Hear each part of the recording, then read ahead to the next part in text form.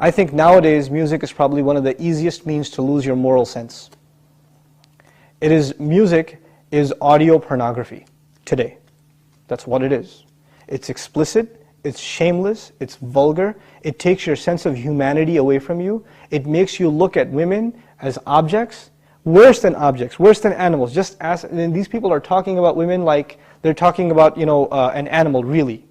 It objectifies women, and especially I've noticed a lot of the brothers that I know of, Muslims, that are really into the hip-hop scene, and they're kind of doing the hifz of the song, right? They're memorizing the song, and they're really good at reciting it with perfect tajweed too, right?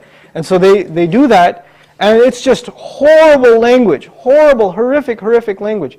The only simple response I have to that, if you have any regard for the Book of Allah, that you really think it's from Allah, بِئْسَ الْإِسْمُ الْفُسُوقُ بَعْدَ الْإِيمَانِ. Even the name, the mention, the word for something bad is terrible once you have faith. قُلْ لِعِبَادِي يَقُولْ الَّتِي هِيَ أَحْسَنُ. Tell my slaves to say that which is the best.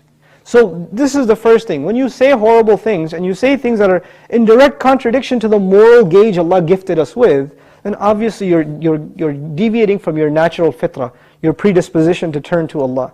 And when you constantly listen to garbage like that, then you get deviated. And you don't find pleasure except in disobedience to Allah, and that's a sign of a sick heart.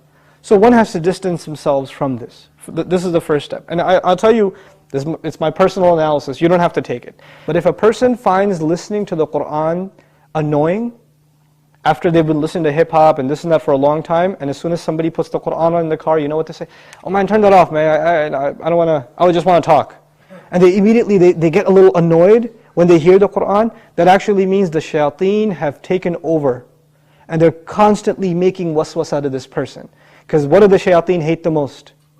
They hate the Qur'an. Because this person has let the shayateen, the devils, into his heart, they start pinching at his heart when he hears Qur'an, and he says, I don't want to hear this.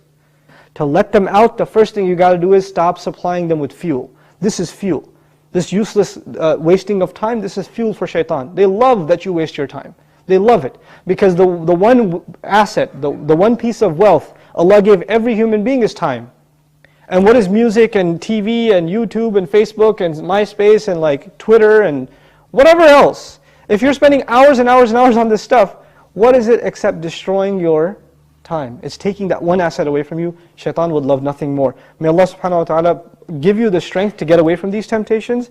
My advice that I keep going over, I can't get enough of giving this advice, find better friends. Find company that is not into these things and try to spend more time with them, and inshallah you'll wean yourself off of these habits. Bi-idhnillah.